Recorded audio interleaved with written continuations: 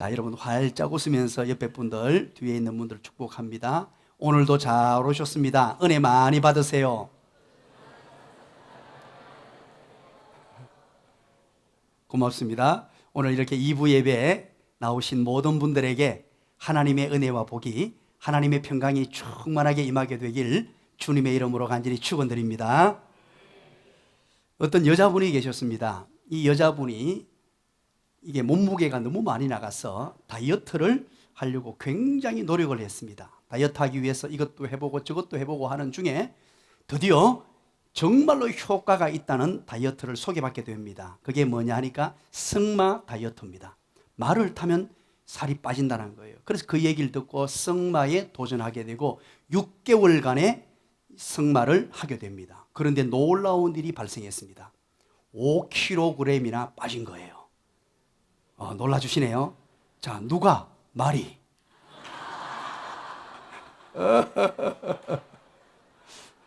야, 재밌지 않습니까? 그 여자분은 몸무게가 그대로랍니다. 사랑하는 여러분, 무엇이든지 내 생각대로 잘 되지 않는 것이 우리네 인생입니다. 내 생각대로 안 될 때 우리가 어떻게 하느냐는 것이에요. 우리가 꿈꾸고 계획을 세우고 비전을 가지고 달려갑니다. 때로는 정말로 선한 의도로 달려가게 되기도 합니다. 그런데 우리 인생사가 내 마음대로 안 되더라는 것입니다. 혹시 여러분 장미란 선수라고 기억하십니까? 어떤 분야의 운동선수였죠? 역도 선수였습니다. 저는요, 이 장미란 선수를 매우 좋아합니다. 매력 덩어리예요. 정말 좋아합니다. 2013년도에 공식적으로 은퇴를 선언했어요. 지금 이제 역도 선수에서 은퇴하고 장미란 이제 재단을 설립해서 선한 일을 하고 있는 중입니다. 이분이요, 정말로 대단했습니다. 세계 선수권을요 2005년부터 싹쓸이 해버렸고 올림픽에서도 금메달, 항상 금메달을 땄죠. 그런데 아주 재미있고 감동스러운 것은 이렇게 금메달을 따게 되면 그 즉시 그 자리에서 무릎을 꿇고 두 손을 가지런히 모으고 하나님께 감사 기도를 올려드리는 기도 세레머니로 유명한 분이었습니다. 그것은 쉬운 일이 아닙니다. 그럼에도 불구하고 단 한 번도 예외 없이 기도 세레머니로 하나님 앞에 영광을 올려드리는 모습을 보았습니다. 그리고 2012년입니다. 런던 올림픽 때입니다. 그 전에 어떤 일이 있었냐니까 2010년도에 교통사고를 당하게 돼요.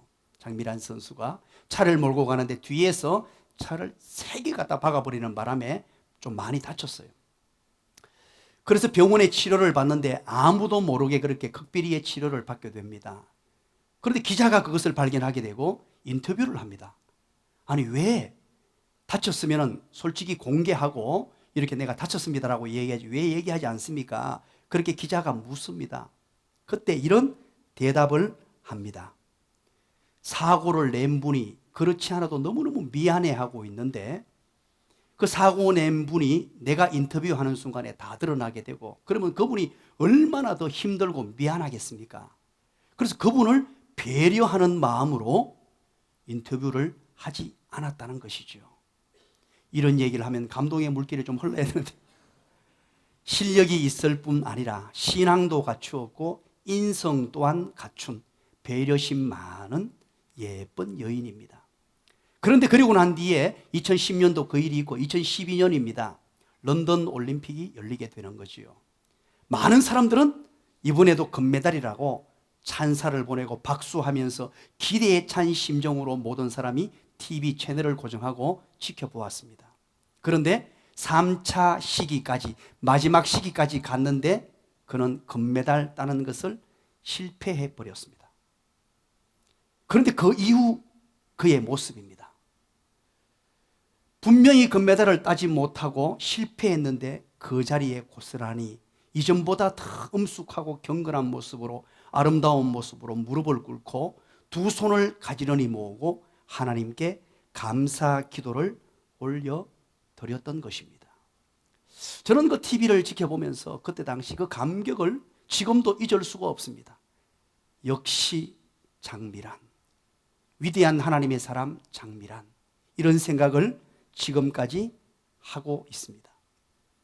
사람은 승리를 거두고 엄청난 성공을 거둘 때는 감사 기도를 올릴 수 있습니다. 환호하고 찬양하는 것 쉽습니다. 그러나 실패를 경험하고 좌절을 경험하며 패배를 경험했을 때 무릎 꿇고 그 자리에서 감사 기도할 수 있는 사람이 과연 얼마나 있을 수 있겠습니까? 광야에 우리는 살아가고 있습니다. 우리 인생을 흔히들 광야라고 말합니다. 광야 인생길을 걸어갑니다. 그런데 광야에 물이 없어요. 그럴 때 여러분 어떤 행동을 취합니까?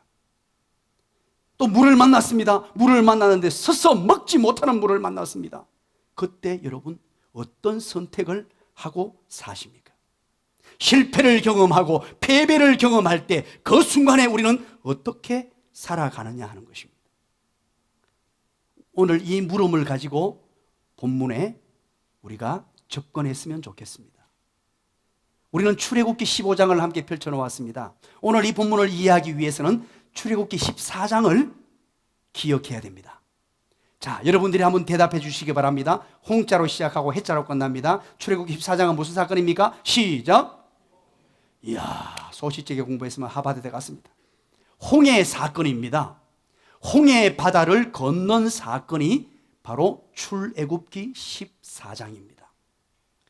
애굽에서 나왔습니다. 애굽에서 250만이나 되는 엄청난 수를 이끌고 나왔는데 큰 장애물, 출애굽에서 가장 큰 장애물인 바다가 가로막혀 있었습니다. 그런데 그 홍해 바다, 큰 장애물을 하나님의 은혜로 말미암아 홍해가 갈라지게 되고 그 길을 250만이나 되는 하나님의 백성들이 건넜습니다. 그 이후에 하나님의 백성을 따라잡았던 애굽과 애굽 군대와 애굽의 병거들은 전부 물속에 수장되어서 죽어버리는 어마어마한 기적과 하나님의 능력을 경험하게 된 것입니다. 그것이 바로 14장의 내용이에요. 그리고 15장을 여러분 한번 보실까요? 14장의 홍해의 놀라운 역사와 기적을 경험한 이후에 15장입니다. 우리 1절을 다 같이 한번 읽어봅니다. 어떤 일을 하고 있는지, 모세와 이스라엘 백성들이 무엇을 선택했는지 한번 읽어봅니다. 15장 1절 시작. 이때에 모세와 이스라엘 자손이 이 노래로 여호와께 노래하니 일러서되 내가 여호와를 찬송하리니 그는 높고 영화로우시며 말과 그 탄자를 바다에 던지셨음이로다. 아멘. 모세와 이스라엘 백성들이 선택한 것이 무엇입니까? 홍해 사건을 통하여 무엇을 선택합니까? 찬양을 선택했습니다. 하나님의 백성들이 찬송을 올려드립니다. 하나님, 홍해를 가르시고 우리를 보호하시고 우리를 지켜주신 하나님 감사합니다. 고맙습니다. 하나님 영광 받아 주시옵소서 하고 찬양을 올려드립니다. 여러분 250만이 찬양을 드렸다고 생각해 보십시오. 홍해 바다를 건넌 이후에 그 홍해 바다를 바라보면서 하나님이 은혜 주심을 바라보면서 하나님의 역사와 기적을 경험한 것을 느끼면서 250만이 찬양을 했다고 한번 생각해 보십시오.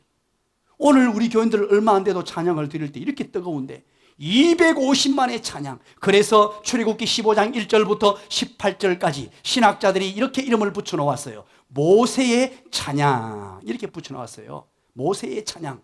출애굽기 15장 1절부터 18절까지는 바로 모세의 찬양입니다. 연이어서 출애굽기 15장 19절부터 21절까지는 미리암의 찬양이라고 이름을 붙여놓았어요. 그렇다면 여러분 출애굽기 15장 1절부터 21절까지 바로 홍해 바다를 건넌 이후에 1절부터 21절까지 전체 내용이 바로 찬양의 내용입니다.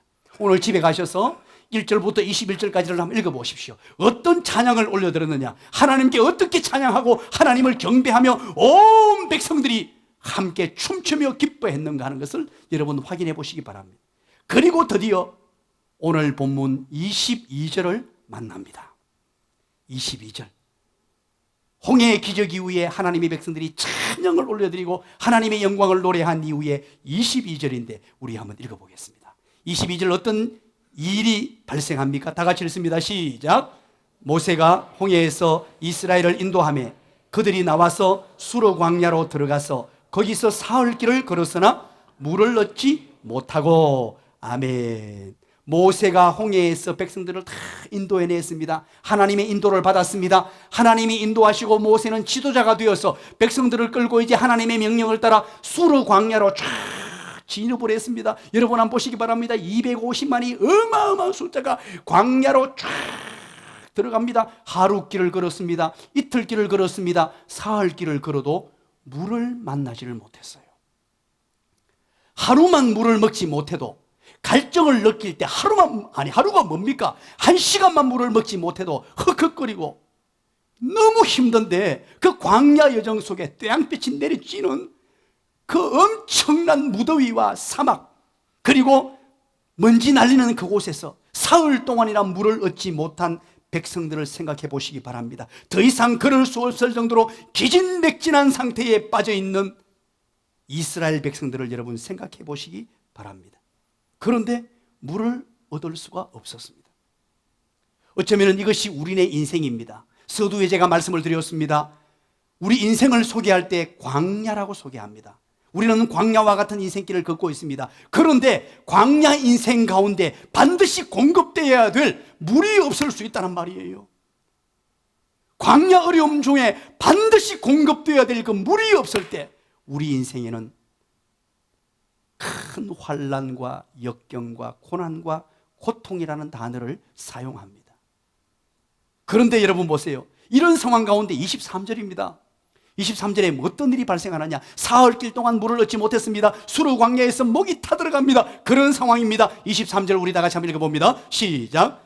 마라에 이르렀더니 그곳 물이 썩어 마시지 못하겠으므로 그 이름을 마라라 하였더라. 그러던 중 어느 장소에 도착을 했어요. 광야 여정에 짐을 울러매고 쫙 250만이 걷다가 보니까 앞에 물이 보이는 거예요. 백성들이 얼마나 좋았겠어요.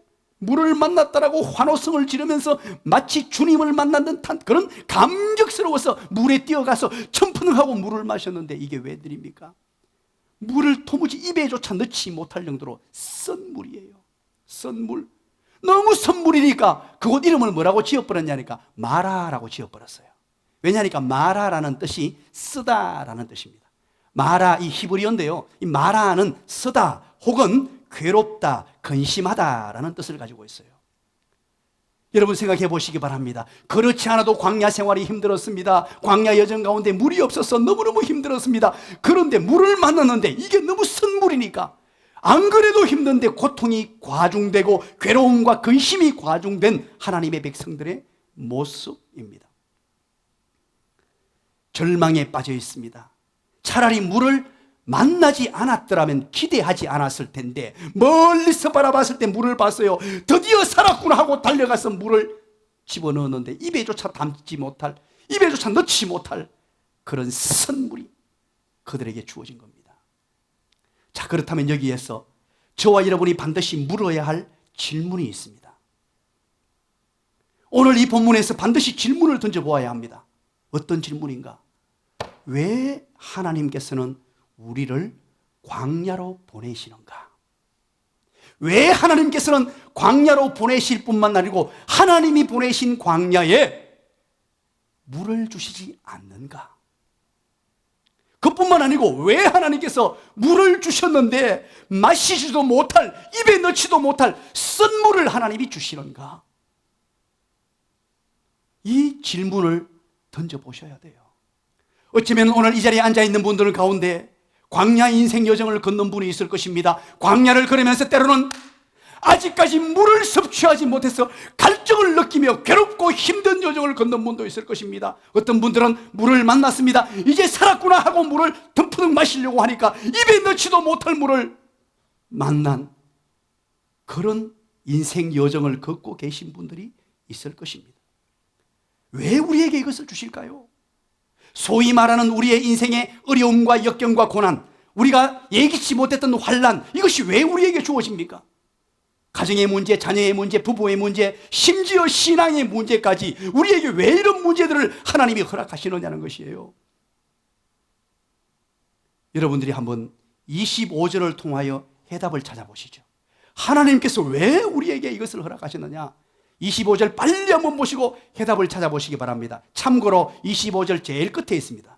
여러분이 큰 소리로 한번 얘기해 주시기 바랍니다. 25절에서 해답을 찾아주시기 바랍니다. 하나님께서 왜 이렇게 하셨느냐? 대답해 주시죠. 시자로 끝나고 흠자로 옵니다. 시작. 옆에 사람에게 한번 얘기해 주시기 바랍니다. 소시지게 공부했으면 하버드대 같다. 아무도 안 가시네요. 자, 정말 중요한 얘기를 합니다. 우리 25절 조금 이따 찬찬히 한번 읽어볼게요. 그러나 이것이 뭐냐? 여호와께서 그들을 위하여 그들을 시험할세. 여호와께서, 여호와는 하나님 이름이죠. 하나님께서 그들을 시험했다는 거예요. 자, 그렇다면 신앙생활을 조금 해보신 분들은 이런 마음이 듭니다. 하나님은 시험을 하시는 분입니까? 시험을 안 하시는 분입니까? 이런 의문이 생겨요. 자, 신앙생활을 10년 이상 하신 분 중에 대답해 보시기 바랍니다. 하나님은 시험하십니까? 시험 안, 아니, 이렇게 물을게요. 시험 안 하십니까? 시험 안 하십니까? 야고보서 1장 13절, 14절을 여러분 보시죠. 거기에 보면 뭐라고 기록합니까? 하나님은 시험 받지도 않으시고 시험 하시지도 않는다라고 분명하고도 정확하게 기록해 놓고 있어요. 하나님은 사람을 시험하지 않는다. 그런데 오늘 시험한다 그러죠. 이게 충돌이 일어납니다. 하나님이 시험하셨대요. 이게 무슨 일입니까? 그래서 오늘 여러분들은 이 시험을 정확하게 이해하십시오. 성경에는 시험의 종류를 세 종류로 얘기합니다. 성경에는 한글로 번역할 때 시험이라고 번역된 단어를 세 종류밖에 없어요. 성경 전체에서. 오늘 여러분들에게 말씀드린 야고보서 1장 13절에 하나님께서는 시험하시지 않는다라고 했을 때 그 야고보서 1장 13절 14절의 시험은 여러분 죄송합니다. 영어로 제가 소개하겠습니다. 이렇게 번역을 해놨어요. temptation이라고 번역해 놨어요. 한글로는 시험인데 영어 버전에 보니까 temptation, 즉 유혹이라는 말이에요. 유혹. 하나님께서 야고보서 1장에서 말씀하실 때 시험하지 않는 분이다라는 뜻은 뭐냐? 하나님이 유혹해가지고 하나님의 백성을 죄짓게 만드시는 것을 안 한다, 이런 뜻이에요. 죄짓게 하는 일, 그래서 유혹하는 것, temptation, 유혹하는 것은 하나님이 하시지 않는다, 이런 뜻이에요. 또 성경에 두 번째 시험이 있습니다. 신명기 13장 1절부터 11절까지 내용에 보면 그 시험한다라고 나오죠. 그때 나오는 시험은 영어로 제가 소개를 합니다. trial입니다. trial. 시련, 연단입니다. 하나님의 백성들을 시련하고 연단하셔서 믿음의 성장, 믿음의 진보를 이루도록 만드는 트라이얼. 그리고 오늘 본문에 나오는 출애굽기 말씀과 대표적으로 창세기 22장에 아브라함이 이삭을 제물로 바쳐라, 100세에 나던 이삭을 바쳐라 하시면서 하나님이 뭐라고 하냐니까 내가 아브라함을 시험한다라고 해요. 그때 나오는 시험이라는 단어는 영어로 테스트라는 단어를 써요. 테스트. 오늘 본문에 등장하는 출애굽기 15장 25절에 하나님께서 여호와께서 시험하셨다라는 말은 테스트했다는 뜻이에요. 하나님의 백성들을 테스트해보고 계신다. 자, 여러분 보시기 바랍니다. 애굽에서 이제 건져내었습니다. 이 백성을 하나님의 약속의 땅 가나안 땅으로, 젖과 꿀이 흐르는 가나안 땅으로, 믿음의 사람이 살아야 될 약속의 땅, 축복의 땅으로 보내기 위해서는 내 백성이 축복의 땅에서 누릴 만한 믿음을 소유하고 있는가를 확인하고 싶으셨어요. 그래서 테스트해 본 거예요. 광야 여정으로 내보냈을 때, 광야에서 물이 없을 때, 광야에 물을 줘서 물이 쓰게 만들었을 때 이들이 과연 하나님의 사람으로서, 믿음의 사람으로서 온전히 세워져서 합격점을 받을 만한가, 가나안 땅에서 하나님이 주시는 축복을 누릴 만한가 테스트하신 거예요. 사랑하는 여러분, 하나님께서 하나님의 택한 백성들을 오늘날도 테스트해보고 계십니다. 시험해보고 계세요. 그것이 뭐냐? 광야입니다. 하나님이 나를 광야로 내보낼 때 하나님이 나를 시험하고 계시는구나, 나를 테스트하고 계시는구나. 광야로 내모실 뿐만 아니라 때로는 광야 여정 가운데 반드시 있어야 될 물이 없는 상황이 와서 기갈을 느끼고 허덕이는 상황을 만들어줍니다. 그때 또한 하나님의 테스트요. 그렇게 고대하고 고대했던 물을 만났습니다. 물을 벌컥벌컥 마시려고 하는데 그 물이 서서 입에조차 넣지도 못하는 상황이 왔습니다. 사람을 애다루는 것도 아니고. 이럴 때 여러분 반드시 기억하십시오. 하나님이 나를 달아보고 계시는구나. 그게 바로 오늘 출애굽기 15장 25절에서 밝혀주는 하나님의 방식이요, 하나님의 방법입니다. 그런데 여러분 한 가지 묻겠습니다. 이스라엘 백성들이 이 하나님의 시험에 통과했습니까? 통과하지 못했습니까? 다시 묻겠습니다. 이스라엘 백성들이 통과하지 못했습니까? 통과하지 못했습니까? 실패했습니다. 실패했어요. 24절 한번 읽어봅니다. 다 같이 읽어봅니다. 시작. 백성이 모세에게 원망하여 이르되 우리가 무엇을 마실까 하매. 여기에서 백성들이요 원망을 쏟아냅니다. 이 원망이라는 단어는 히브리어로 룬이라는 단어를 써요. 룬. 이 룬이라는 단어가 성경에 여러 군데 쓰였는데 제가 그 성경에 쓰여진 용례들을 한번 다 뽑아봤습니다. 어떤 곳에 이 룬이라는 단어를 사용하고 있는가 보았더니만 눈은 고집이 세다, 중얼거리다, 밤새워 머물다 뭐 이런 해석의 뜻으로 그렇게 사용되었어요. 그렇다면 여러분 이 룬이라는 것은 오늘날은 원망이라는 단어로 번역을 해놓았습니다만 더 깊이 한번 생각해 보시기 바랍니다. 물을 만나지 못하고 선물을 만났을 때 그들은 이스라엘 백성들이 밤을 새워가며 비비원불했다는 뜻이에요. 그냥 한번 우리에게 왜 이러냐 이렇게 망한 게 아니고 끼리끼리 모여 앉아가지고 밤새도록 비비원불했어요. 비난하고 비판하고 원망하고 불평을 쏟아내었다는 말입니다. 사랑하는 여러분, 이 비난하고 비판하고 원망하고 불평한 이 시점을 한번 보시기 바랍니다. 제가 일부러 창세기 14장부터 살폈어요. 14장에 홍해 사건이 있었습니다. 홍해를 건너고 난 이후에 곧바로 그들이 15장 1절부터 21절까지 뭘 했어요? 바로 사흘 전입니다. 사흘 전. 사흘 전에 백성들이 뭘 했습니까? 찬송하고 경배하고 춤을 추며, 여러분 오늘 집에 가셔서 출애굽기 15장 1절부터 21절까지 한번 읽어보시기 바랍니다. 백성들이 얼마나 좋아했는지 막 벌렁벌렁 뛰면서, 이 유대인들은요, 히브리인들은 어떻게 하는 줄 압니까? 우리나라 사람들은 부끄러워가지고 찬양을 잘 못하잖아요. 저도 부끄러워가지고 막 춤을 추고 싶어도 이 전주희가 양반집에 태어나가지고 어쩔 수 없어가지고 제가 그렇게 잘 못해요. 실은 유대인들은요 엉덩이를 실룩실룩 흔들면서요 다 이러면서 춤을 췄어요. 여러분 한번 생각을 해보시기 바랍니다. 이 히브리 민족들 그렇게 기뻐하고 즐거워하다가 사흘 후에 이들이 원망을 쏟아내고 있습니다. 야, 이걸 보면서 우리는 좀 깊이 생각해 봐야 됩니다. 그렇다면 우리가 이스라엘 백성들의 모습 속에 그들을 감정이입을 한번 해보십시다. 우리가 이스라엘 백성이라고 한번 생각해 보시기 바랍니다. 자, 그러면 원망의 이유가 있죠. 왜 우리를 잘 살고 있는 이집트에서 불러내가지고, 왜 우리를 광야로 내몰아가지고, 광야로 내몰았으면 먹을 것이라도 주고 물도 좀 주고 하지, 물도 안 주고 사람들 다 목이 타 들어가게 만들고 이렇게 갈증을 느끼게 만들고, 그런데 물을 차라리 주지 말든지 주는 체가 먹어보니까 스스 못 먹도록 만들고, 원망할 충분한 이유가 있었어요. 그런데 여러분 꼭 기억하십시오. 하나님의 백성들은 분명히 원망할 이유, 비비원불할 충분한 이유가 될 때, 그때 중요한 거예요.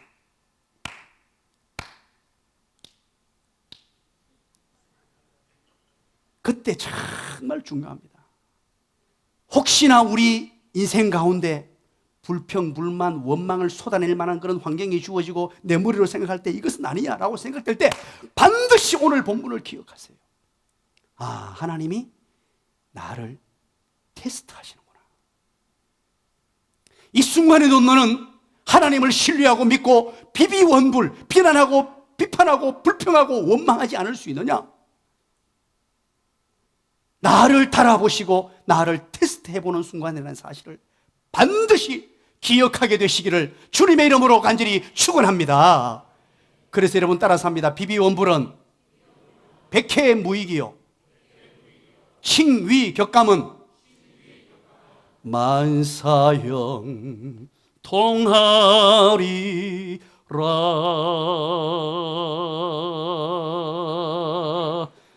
아멘 안 해주셨으면 오늘 순교할 뻔했습니다. 사랑하는 여러분, 하나님의 택한 백성들의 살아가는 삶의 방식은 비난하고 비판하고 원망하고 불평하는 것 아니에요. 우리가 이 땅을 살아보면서 그거 느끼잖아요. 도움이 되는 게 한 가지가 없고 유익되는 게 한 가지가 없습니다. 하나님의 택한 백성들의 분명히 원망할 만하고 비비원분할 환경이 주어졌을 때 선택할 게 있습니다. 그 모습을 우리는 모세의 모습을 통해서 확인하게 됩니다. 백성들은 비비원불에 빠져가지고 실패했는데, 실패해서 그 실패 때문에요, 어떤 일이 발생한 줄 아십니까? 40년 광야를 돌게 돼요. 비비원불을 멈출 때까지 광야를 돌게 만드세요. 그래서 오늘 본문이 중요한 거예요.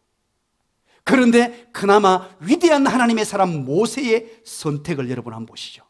24절부터 한번 보시겠습니다. 24절 앞에 보십시오. 백성이 원망할 때, 그리고 25절에 모세의 태도입니다. 읽어봅니다. 시작. 백성이 모세에게 원망하여 이르되 우리가 무엇을 마실까 하매 모세가 여호와께 부르짖었더니. 아멘. 자, 보십시오. 이 상황 가운데 모세는, 위대한 하나님의 사람 모세는 첫 번째 행한 게 뭐냐? 이런 원망 앞에, 이런 역경과 고난 앞에, 마라의 선물 앞에, 광야 여정 앞에 그가 선택한 것은 부러지죠, 기도한 것입니다. 이거 여러분 꼭 기억하십시오. 비비원불, 원망거리가 우리 앞에 주어지고, 역경, 고난이 우리 앞에 찾아오고, 광야가 우리 앞에 놓여 있고, 광야의 사흘길 동안 물을 얻지 못하는 상황이 오고, 또 물을 주셔놓고는 물이 서서 못 먹을 환경이 찾아올 때, 그때 우리는 그것을 고통이라 그러고 고난이라 그래요. 이런 상황이 왔을 때 하나님의 택한 백성, 위대한 하나님의 사람 모세는 무엇을 선택했느냐? 백성들은 원망을 선택했습니다마는 바로 모세는 부러지죠. 그냥 기도가 아니고 부러지죠. 기도하는 삶을 선택했습니다. 사랑하는 여러분, 광야에 물이 없을 때, 이것은 하나님의 시험이라고 말씀드렸죠. 또 마라의 쓴물이 우리 앞을 찾아올 때, 이것 또한 하나님의 시험이라고 말씀드렸습니다. 하나님의 테스트라고 말씀드렸습니다. 그런데 모세의 입장에서 백성들의 원망이 찾아오는 것 또한 하나님의 시험이고 테스트였어요. 그런데 그 테스트, 하나님이 시험지를 주고 시험을 치르게 하실 때 우리는 정답을 아셔야 돼요. 그게 바로 기도하는 것인데, 부러지죠? 기도하는 것입니다. 하나님께서는 오늘 이 본문을 통하여 우리에게 살아가야 될 삶의 방식을 설명해 주고 있습니다. 전기기관차가 처음 만들어졌을 때 일입니다. 전기기관차, 쇠붙이로 크게 만들어서, 이제 옛날에는 마차를 타고 다녔잖아요. 말을 앞에 세우가 마차를 타고 다니다가 이제 동물 필요 없이 전기기관차로 달리는 기관차를 개발하고 만들어내었습니다.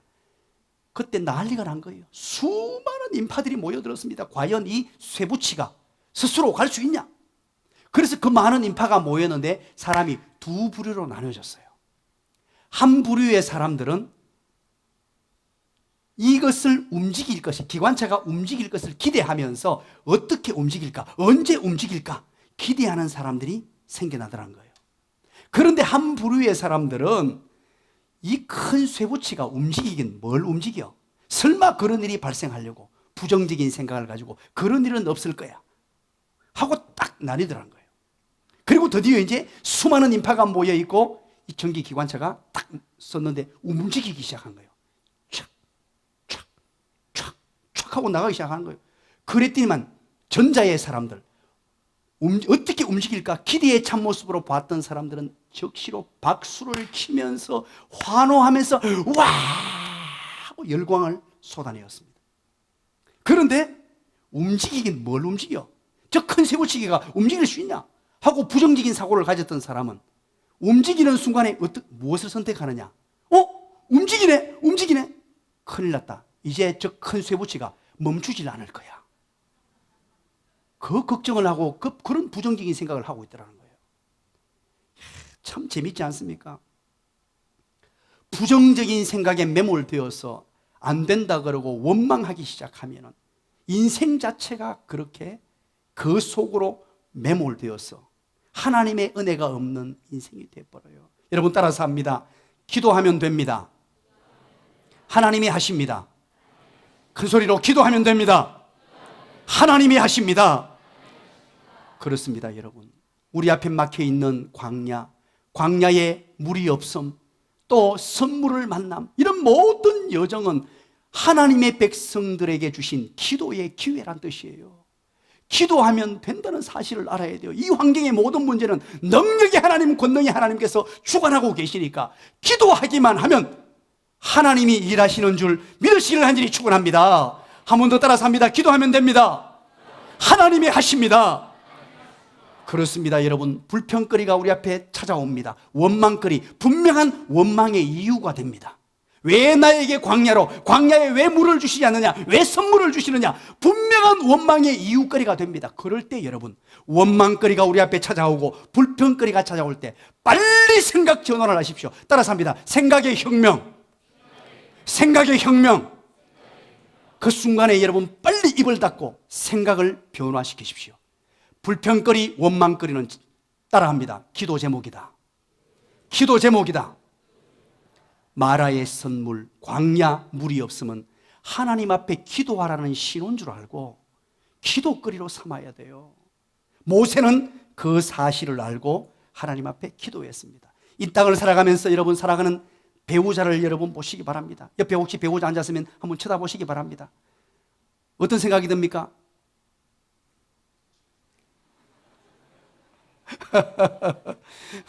말씀은 못하고 속으로 뭐라 했겠습니까? 내가 위하다가 이런 거 만나가지고. 그러면 인생 끝나는 거예요. 사랑하는 여러분, 만약에 배우자를 바라볼 때 원망거리가 한 가지라도 있으면 그 원망하라는 것이 아니고 기도 제목이에요. 내 자녀를 바라봤을 때 이놈이 웃자다가 저거 애미 만나가 이렇게 공부도 못하고, 혹시 그런 분 있습니까? 저는 절대 안 그렇습니다. 그런 분 있습니까? 그건요, 기도 제목이에요. 불평거리, 원망거리가 아니고 하나님께 맡긴다는 뜻이에요. 하나님이 늘 제가 말씀드렸죠. 옆에 앉아있는 부부, 우리 최 집사님, 박 집사님 70억대 일의 경쟁률을 뚫고 한 집에 사는 거예요. 대단하잖아요. 이게 하나님이 얼마나 큰 은혜인가요? 생각을 바꾸고 보면, 생각의 혁명을 가지고 보면요, 아니 예쁜 게 없고 사랑스럽지 않은 게 없어요. 최 집사님 아멘? 그렇지. 사랑하는 여러분, 우리 인생 가운데 찾아온 모든 원망거리, 불평거리, 이건 하나님이 테스트해 보신다는 거예요. 우리를 달아보신다. 그리고 테스트해서 내가 정말로 믿음의 거장으로 통과해서 100점 만점에 100점을 맞느냐 못 맞느냐, 그걸 달아보시는 거예요. 광야의 물 없음, 미라의 선물, 백성의 원망, 이거 전부 하나님의 시험이었습니다.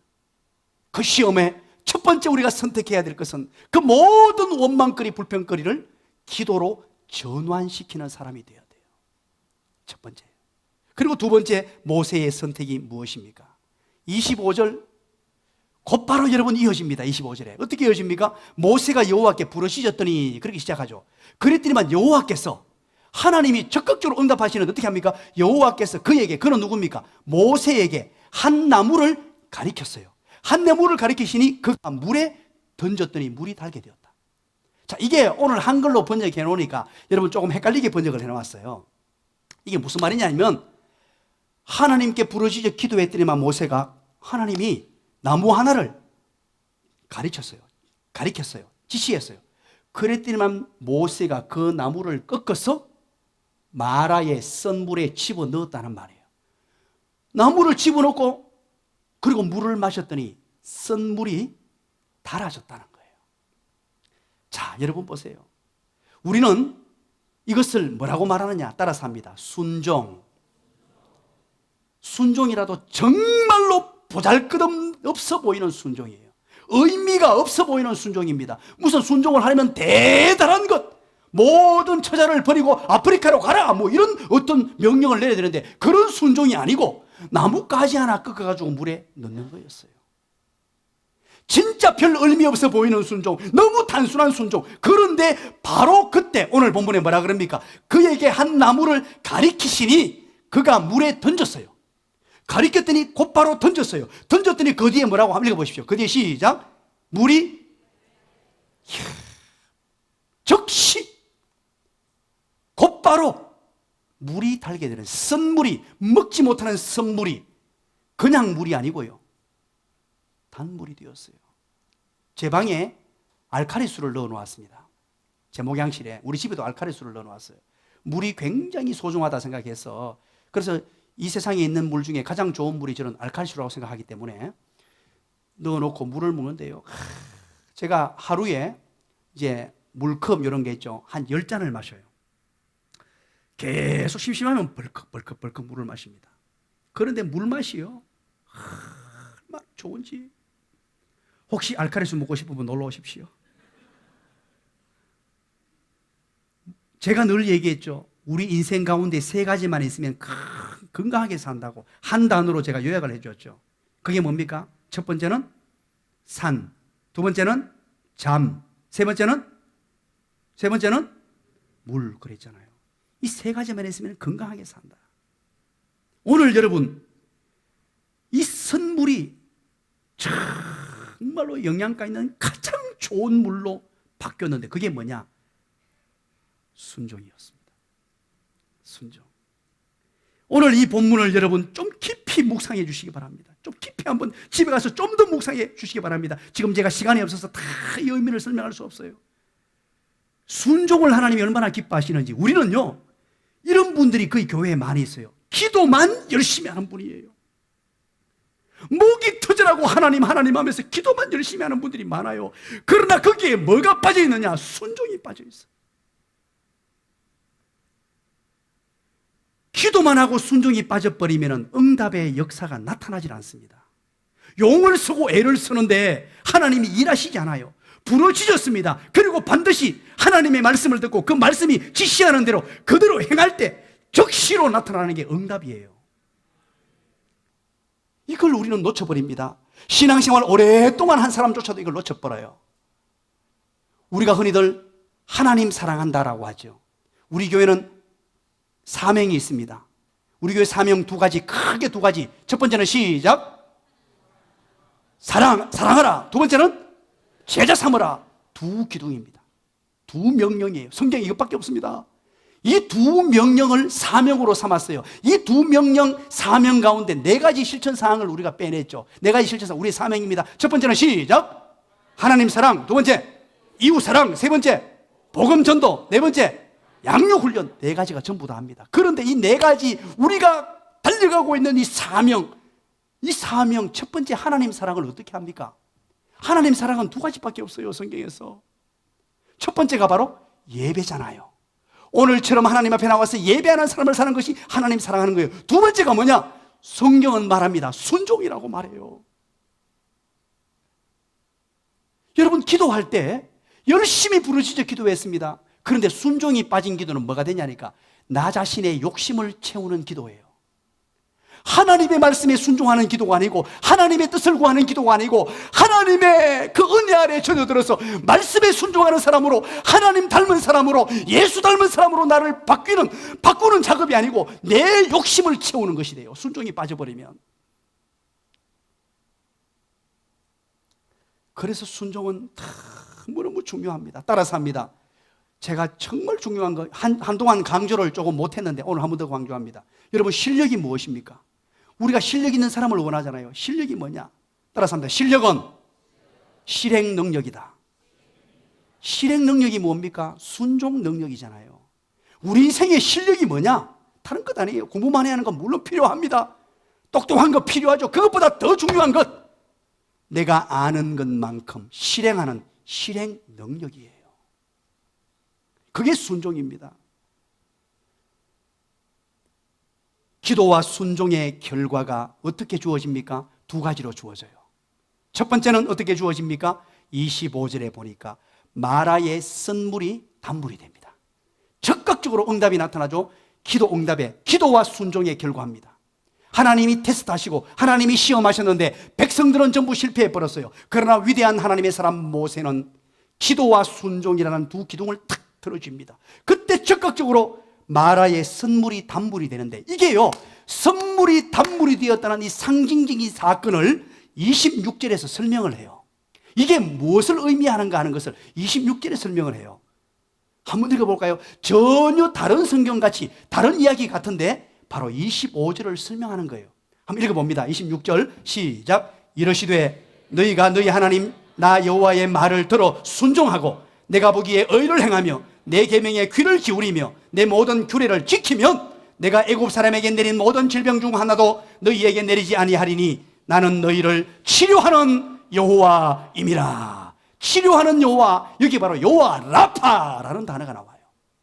자, 마라의 선물이 단물이 됐는데 여기서 왜 여호와 라파가 나올까요? 앞에 내용을 보십시오. 앞에 나 여호와의 말을 들어 순종하고, 하나님 말씀 아까 했죠. 기도와 순종이라고, 순종하고 내가 보기에 의를, 선한 일을 행하고 착한 일을 행하며 내 계명에 귀를 기울이고 내 모든 규례를 지키면, 이것 또한 순종이에요.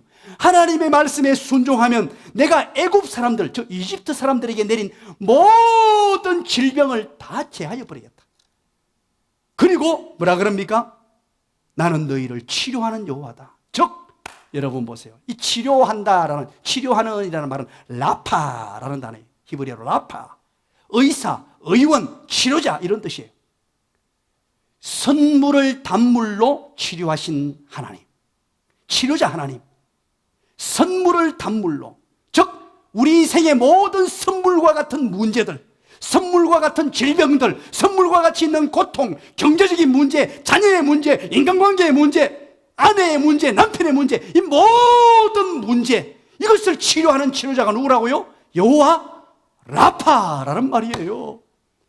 선물이 단물로 바뀌는 이 사건을 상징화시켜서 설명을 해주길, 여호와 라파의 하나님께서 우리 인생의 모든 것을 치료해 주겠다. 의원 되시는 하나님, 의사 되시는 그 하나님께서 모든 질병, 죽음, 죄악으로 말미암은 그 고통, 지옥 형벌 받아야 될 모든 삶들, 모든 인생의 문제들을 치료해 주시는 치료자 하나님 여호와 라파가 바로 나다. 라파의 하나님 여호와 라파. 기가 막힌 하나님의 선언이죠. 엄청난 하나님의 선언입니다. 첫 번째 응답이 바로 마라의 선물이 단물이 되는, 그렇게 만드시는 분이 누구냐? 마라의 선물이 단물이 될 정도가 아니고 모든 인생의 선물을 치료하시는 여호와, 모든 인생의 문제를 치료하시는 여호와 라파. 그래서 여러분, 선물 단물이 나올 때 단순한 물의 의미에서 뛰어넘으셔야 돼요. 그래서 25절만 알면 되지 않고 26절을 제대로 이해하셔야 오늘 이 본문의 의미가 정확하게 전달이 될 수 있는 것입니다. 이런 여호와 라파의 하나님을 경험하게 되시기를 주님의 이름으로 간절히 축원합니다. 지금 이 순간에도 마라의 선물을 경험했습니까? 인생의 스리선 아픔을 경험했습니까? 신앙적 어려움을 경험했습니까? 물질적 경제적 어려움을 경험했습니까? 건강의 문제를 경험했습니까? 그렇다면 오늘 본문에 등장하시는 여호와 라파 치료자 하나님을 경험하게 되시기를 주님의 이름으로 간절히 축원합니다. 축원합니다. 그리고 마지막 한 가지입니다. 27절에 여기에서 끝내도 되는데, 여기에서 이제 모든 인생을 치료해 주시는 하나님으로 끝내도 되는데 27절을 우리에게 소개합니다. 그들이 라는 말은 이스라엘 백성들을 말합니다. 모세와 이스라엘 백성들이 어디로 갔습니까? 마라에서 엘림으로 갔습니다. 마라는 스디선, 선물, 광야, 고통의 현장 이런 뜻이죠. 마라에서 드디어 엘림이라는 장소로 이동을 했어요. 가서 거기에서 하나님이 뭘 준비해 두셨습니까? 한번 읽어보시죠. 시작. 두 가지. 첫 번째는요, 물샘 12, 두 번째는 종려나무 70그루. 자, 쉽게 말하면요, 이게 무슨 뜻이냐? 따라서 합니다. 오아시스를 만났다.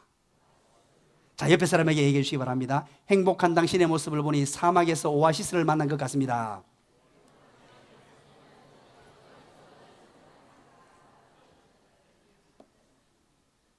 제가 흔히 이런 인사를 하죠. 그러니까 이 사막에서 오아시스 만난 게 보통 인사가 아니에요. 성경적 인사예요. 오아시스를 만난 거예요. 자, 여기에서 물샘이, 광야에서 물샘이 있는데 12줄기가 있었다 그래요. 여러분, 이거 너무 쉽게 그렇게 생각하지 마세요. 12이란 말은 성경에서 12, 7, 70이라는 성경은 굉장히 상징화된 의미로 사용돼요.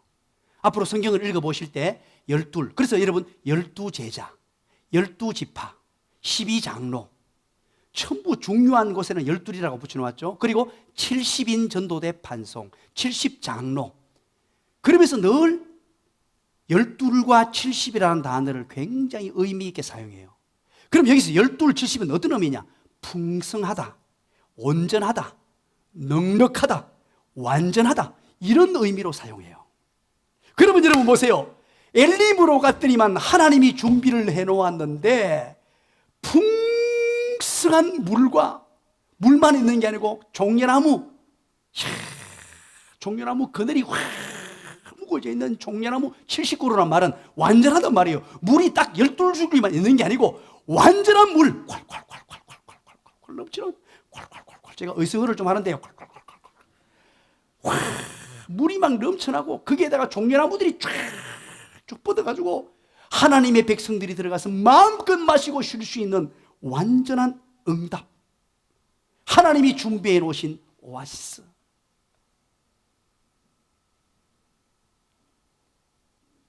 기도와 순종. 하나님이 우리를 테스트하심으로 광야를 내모시고 광야에 물이 없게 만드시며 때로는 물을 주셨는데 스스 먹지 못하는 물. 이것은 하나님의 시험 테스트인데 이 테스트 앞에 백성들은 비비원불로 실패해서 광야 여정을 도는 인생이 되어버렸어요. 그러나 위대한 하나님의 사람 모세는 정신을 바짝 차리고 기도와 순종이라는 두 기둥을 붙들었습니다. 이 위대한 지도자 때문에 백성들은 선물이 단물로 즉각적인 응답을 받고 문제 해결이 될 정도가 아니고 엘림에서 콸콸콸콸콸 흐르는 70그루의 나무들, 수많은 나무들이 붙여주는. 사랑하는 여러분, 오늘 혹시 마라의 선물을 경험하고 계신 분이 있습니까? 광야 여정 가운데 물이 없어 허덕이는 분이 있습니까? 누구에게도 말하지 못하는 아픔, 걱정, 때로는 물질의 문제, 건강의 문제, 자녀의 문제, 부부의 문제, 때로는 신앙의 문제 때문에 가슴 아파하고 있는 분이 있습니까? 그렇다면 여러분, 조금만 기다려 주십시오. 엘림이 준비되어 있습니다. 조금만 참으시고 원망하지 말고 비비온불하지 말고 기도와 순종의 두 날개를 붙드십시오. 독수리가 확 날아오를 때 한 날개로는 못 날아올라요. 기도만 열심히 한다고 되는 게 아니고 기도의 날개를 펴고 순종의 날개를 펴십시오. 그리고 묵묵히 기도와 순종의 날개를 펴고 기다리십시오.